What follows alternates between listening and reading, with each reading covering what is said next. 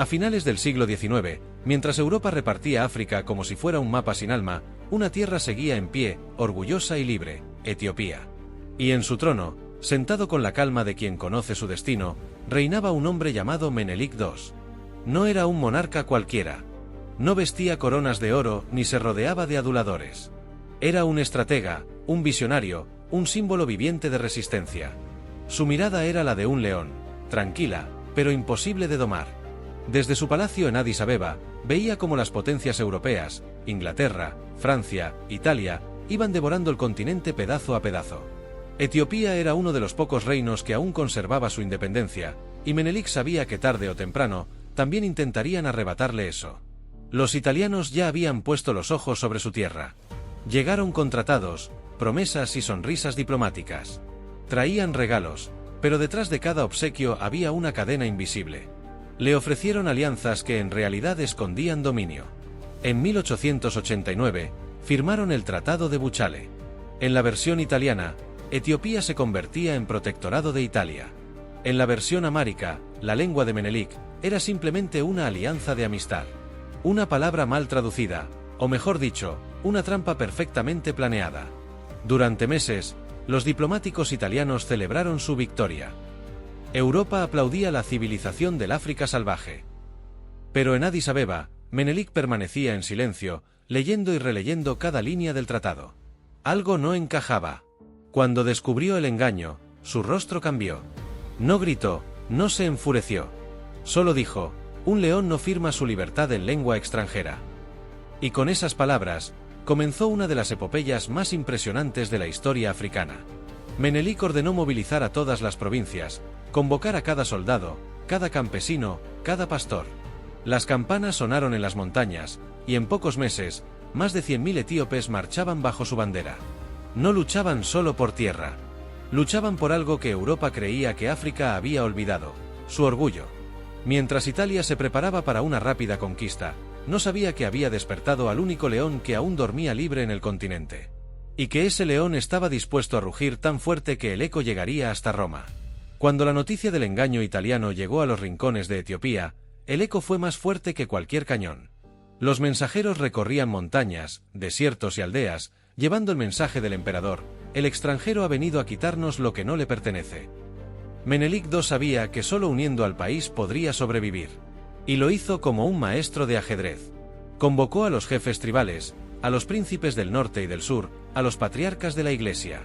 Todos llegaron a su corte en Addis Abeba, algunos por respeto, otros por miedo, pero todos sabían que estaban frente a algo más grande que ellos mismos. El emperador no habló de odio ni venganza. Habló de dignidad. De que ningún hombre, por muy lejano o blanco que fuera, tenía derecho a gobernar sobre otro. Sus palabras, sencillas pero firmes, encendieron un fuego en los corazones. Durante semanas, los tambores resonaron en todo el reino. Desde las montañas de Tigray hasta las llanuras de Soa, los pueblos comenzaron a reunirse bajo una sola bandera. Etiopía no sería una colección de reinos, sería una sola nación.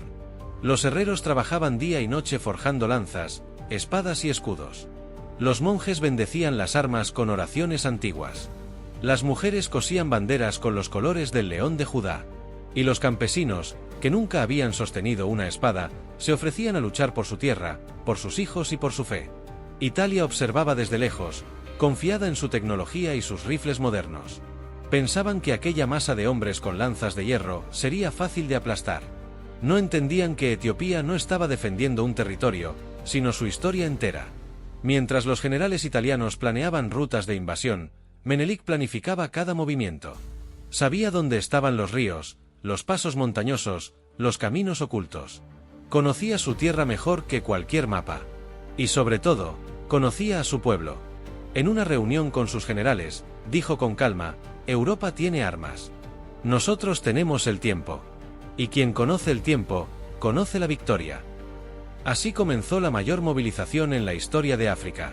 Un imperio ancestral, unido por primera vez, marchando hacia un destino que cambiaría el mundo. El león de Etiopía había rugido. Y esta vez, el rugido traería guerra. El amanecer caía sobre las montañas de Soa cuando las primeras columnas comenzaron a moverse. El sonido de los cascos, los tambores y los gritos de guerra se mezclaban con el eco de los valles. Etiopía estaba en marcha. No eran soldados profesionales. Eran campesinos, pastores, artesanos, clérigos. Hombres y mujeres que nunca habían visto un campo de batalla, pero que sabían lo que significaba perder la libertad. Cada paso que daban era una promesa: no seremos esclavos. Menelik II marchaba al frente, montado en su caballo blanco, rodeado de sus generales y del estandarte del león de Judá. No llevaba armadura, sino su túnica real y una cruz al pecho. A su lado, la emperatriz Taitu, su esposa, compartía el mando, una estratega tan decidida como él, capaz de inspirar a miles con una sola mirada. Mientras avanzaban hacia el norte, los pueblos salían a recibirlos. Los ancianos ofrecían bendiciones, los niños llevaban agua, las mujeres cantaban canciones que hablaban de orgullo y de fe. El aire olía a polvo y esperanza. A cada kilómetro, el ejército crecía. 100.000 hombres seguían ya la bandera imperial. Algunos portaban rifles viejos comprados en mercados turcos, otros simples lanzas o piedras. Pero todos tenían el mismo fuego en los ojos. Los italianos, apostados en Eritrea, los observaban con desprecio. Estaban convencidos de que la disciplina europea vencería fácilmente a aquella multitud. Subestimaron lo que significa luchar por algo que se ama. Menelik no se dejó llevar por la euforia. Sabía que una guerra no se gana solo con coraje. Ordenó construir líneas de suministro, asegurar rutas de agua y enviar espías a las posiciones italianas. Estudiaba el terreno como un matemático. Cada colina, cada paso montañoso, cada arroyo contaba. Una noche, mientras el ejército acampaba bajo las estrellas, el emperador reunió a sus generales. Sobre la mesa, un mapa dibujado a mano. En silencio, señaló con el dedo un punto al norte: Adva. Ahí, dijo, es donde la historia decidirá si somos libres o esclavos. El viento soplaba frío entre las montañas. Al amanecer, cuando el sol doró las cimas etíopes, los tambores sonaron de nuevo. Era el llamado del león. Y toda Etiopía respondió con un solo rugido: por Menelik, por África. El viento del norte soplaba seco cuando los exploradores etíopes regresaron con la noticia: el ejército italiano había cruzado las montañas. Marchaban confiados, con uniformes relucientes y cañones nuevos traídos de Europa. Creían que la gloria de Roma renacería en África. Menelik II los esperaba. Desde lo alto de una colina, observaba el horizonte con la serenidad de un hombre que ya conocía el resultado. A su lado, la emperatriz Taitu analizaba el terreno con ojos calculadores. Sabían que los italianos eran más pocos, pero mejor armados. Sin embargo, la tierra, el clima y la fe estaban de su lado. En su campamento, los soldados etíopes se preparaban. Algunos rezaban, otros afilaban sus lanzas. Los sacerdotes recorrían las filas con incienso y cruces, mientras los jefes locales arengaban a sus hombres con palabras antiguas: hoy defenderemos el nombre de nuestros antepasados. Menelik no prometió victorias. Prometió dignidad. Tal vez muramos, dijo ante sus generales, pero si muere un etíope con honor, ningún italiano dormirá tranquilo. Del lado contrario, el general Oreste Baratieri estaba nervioso. Sus hombres, agotados por el calor y la escasez de agua, no comprendían la magnitud del ejército que tenían enfrente. Creían enfrentarse a una revuelta tribal, no a un imperio unido dispuesto a morir por su soberanía. Los italianos discutían entre avanzar o esperar refuerzos. Europa entera los observaba. El orgullo colonial no permitía dudas. Al amanecer del 1 de marzo de 1896, Baratieri dio la orden: avanzamos hacia Adva. Mientras las tropas europeas descendían por los valles, las montañas comenzaron a vibrar con un sonido grave: tambores. Miles de tambores. Era el rugido de Etiopía. Desde las colinas, los exploradores etíopes señalaban con antorchas. Las divisiones comenzaron a moverse con precisión asombrosa. Los hombres de Soa al este, los de Tigray al norte, los de Goham al oeste. Como piezas de un tablero invisible, Menelik los había dispuesto en silencio, esperando que el enemigo entrara en su trampa. Esa noche, las estrellas observaron a dos mundos frente a frente, uno con fusiles y cañones, y otro con lanzas, fe y orgullo. A la mañana siguiente, cuando el sol africano tocó las montañas de Adva, comenzó una batalla que nadie en Europa creería posible. El león y el imperio estaban a punto de chocar. Y el rugido que saldría de esas montañas cambiaría la historia para siempre. El sol aún no había terminado de salir cuando los cañones italianos comenzaron a rugir. Las montañas de Adva temblaron con el estruendo. El humo cubrió el valle y el aire se llenó de fuego y de miedo. Los soldados europeos avanzaban con paso firme, confiados en su superioridad. Pero el terreno no era suyo, y lo descubrirían demasiado tarde. Desde las alturas, las trompetas etíopes respondieron. Miles de hombres surgieron de los valles como un torrente imparable. Eran legiones de campesinos, guerreros y sacerdotes, unidos bajo la voz del emperador. Los tambores marcaban el ritmo del ataque, y las montañas devolvían el eco como si la tierra misma estuviera rugiendo. Los italianos intentaron reorganizar sus líneas, pero se dieron cuenta de que no estaban luchando contra una tribu. Frente a ellos había un ejército con estrategia, una fuerza que conocía cada colina, cada sombra, cada ruta. El fuego de sus fusiles apenas contenía la marea humana que se les venía encima. En el flanco derecho, la emperatriz Taitu dirigía una división de miles de hombres. Su voz resonaba entre el humo: «Por Etiopía, por nuestro honor». Sus tropas tomaron las colinas y cortaron el suministro de los italianos, aislándolos del resto de su ejército. Menelik observaba desde una colina cercana, tranquilo, calculador. Cada movimiento respondía a una idea suya. Cada ataque parecía improvisado, pero seguía un plan invisible. No había caos, solo coordinación instintiva. Los italianos empezaron a retroceder. Su artillería se quedó sin municiones, sus oficiales caían uno tras otro. Los etíopes, en cambio, parecían no agotarse nunca. Avanzaban cantando himnos, gritando el nombre del emperador. Cuando el sol llegó al punto más alto del cielo, la línea italiana se quebró. Sus soldados comenzaron a huir, abandonando cañones, banderas y armas. Los gritos de los europeos se mezclaban con los cantos etíopes de victoria.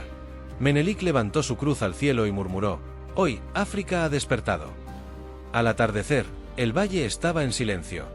El ejército italiano había sido completamente destruido. Más de 7.000 muertos, otros tantos prisioneros, y una humillación que Europa no podría borrar. Por primera vez en la historia moderna, una nación africana había derrotado a un imperio europeo en campo abierto. El mito de la invencibilidad blanca se había roto. Mientras el sol se ocultaba tras las montañas de Adva, los tambores volvieron a sonar. Pero esta vez no llamaban a la guerra. Llamaban a la gloria. El rugido del león había hecho temblar al mundo. El sol de Adva amaneció sobre un campo cubierto de humo, de acero roto y de silencio. Los buitres daban vueltas sobre los valles, pero los hombres ya no gritaban. La guerra había terminado. Entre los escombros, los soldados etíopes caminaban en silencio, recogiendo a los heridos, ayudando incluso a los enemigos caídos. No había odio en sus ojos, solo la calma de quien sabe que ha defendido lo que ama. Menelik II descendió lentamente de su caballo. Se inclinó, tomó un puñado de tierra y la dejó caer entre sus dedos. Aquella tierra ya no era solo suya, era símbolo de toda África. Los generales italianos fueron llevados ante él. Esperaban humillación, venganza, castigo. Pero el emperador los miró y dijo con voz serena: «No hemos vencido a Italia. Hemos vencido a la injusticia». Les ofreció agua, permitió que los heridos fueran atendidos, y ordenó que los prisioneros recibieran comida. El mensaje era claro: Etiopía había ganado, pero sin perder su humanidad.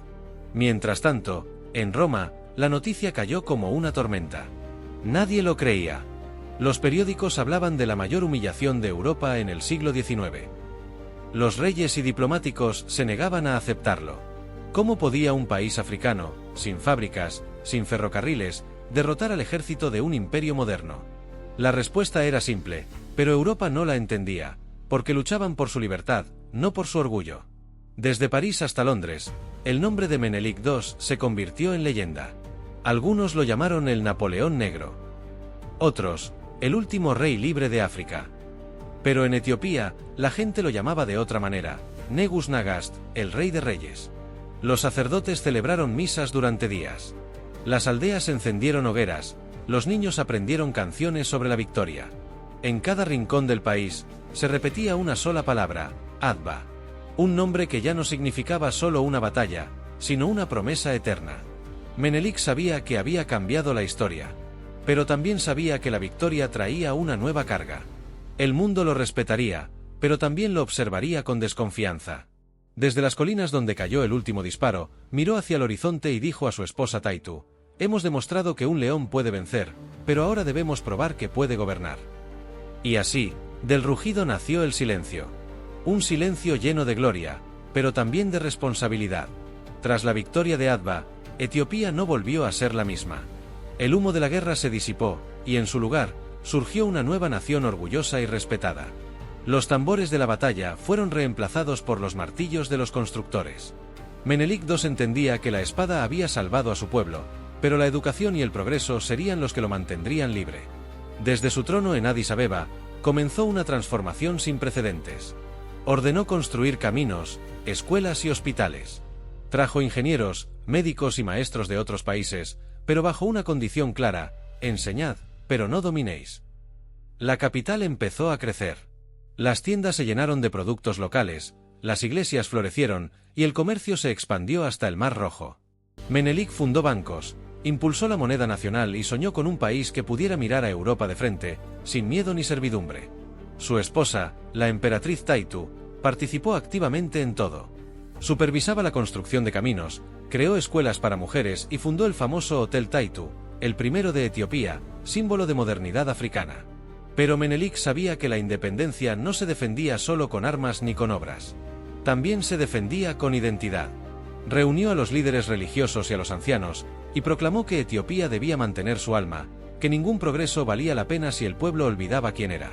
El emperador mandó traducir libros de historia, promovió el uso del amárico como lengua oficial y apoyó las artes y la música tradicional.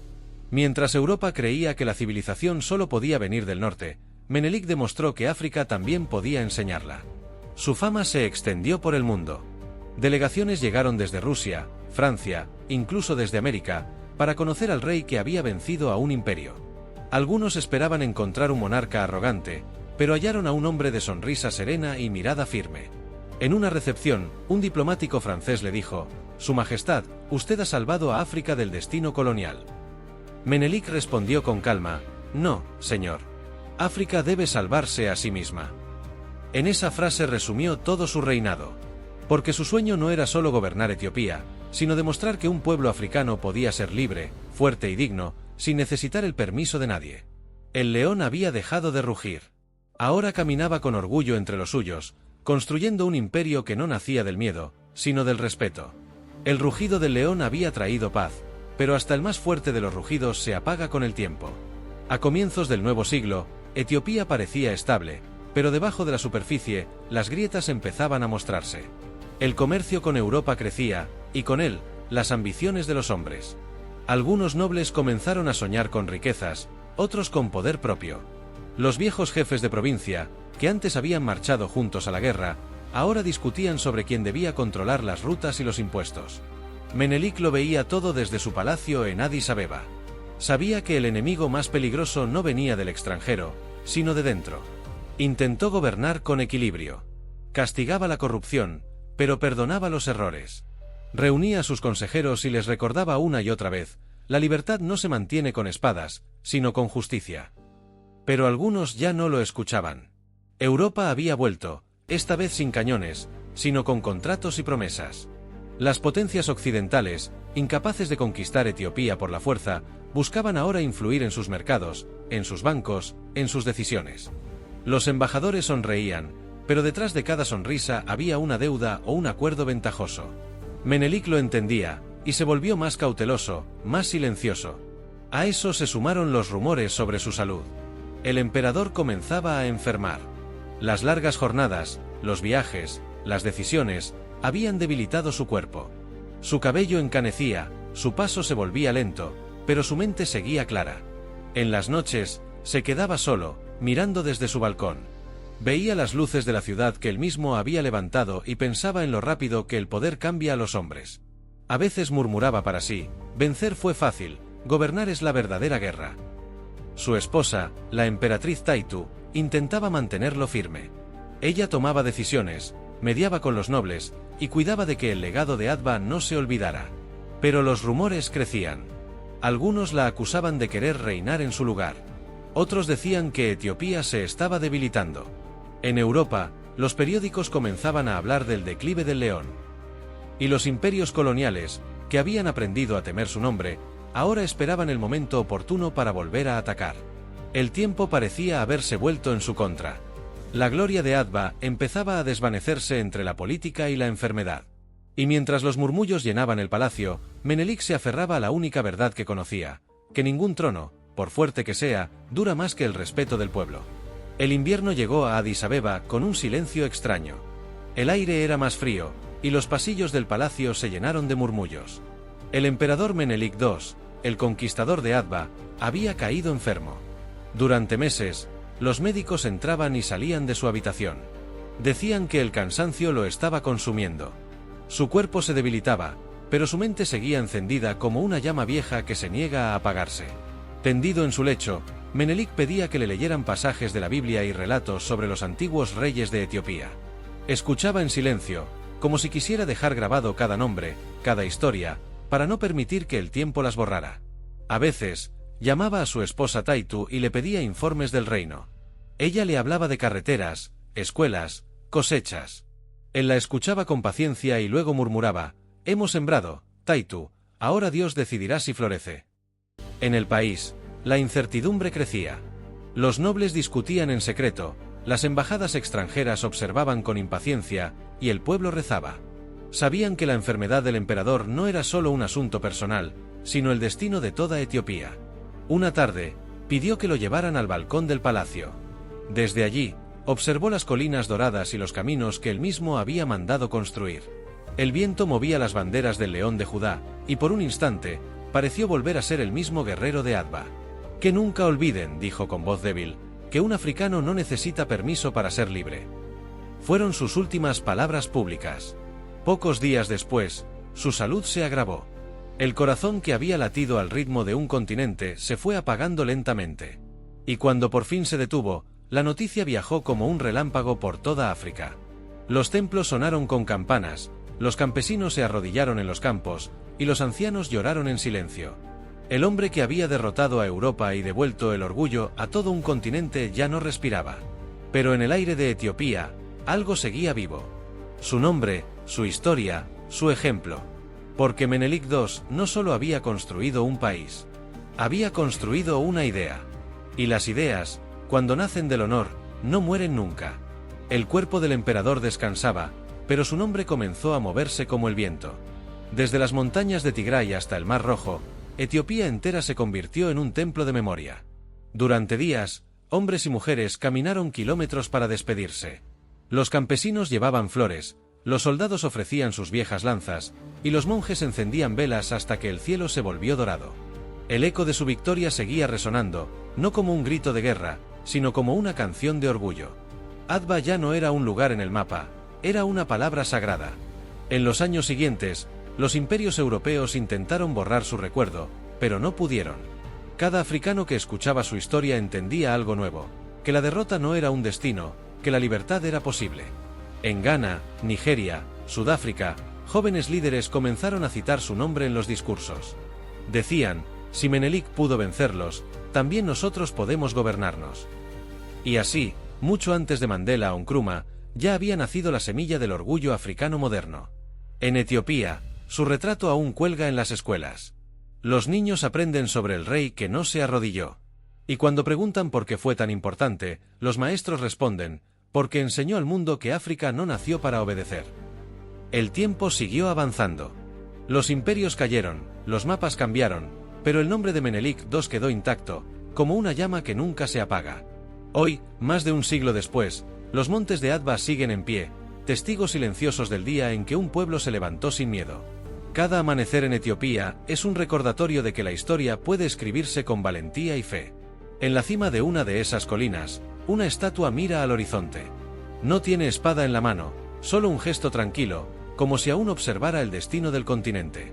Y aunque el mundo cambió, su mensaje sigue siendo el mismo: la verdadera victoria no es conquistar al enemigo, sino conquistar el derecho a ser uno mismo. El rugido del león se volvió silencio, pero en ese silencio hay poder. Porque mientras exista un pueblo dispuesto a levantarse por su dignidad, el espíritu de Menelik II seguirá vivo en el corazón de África.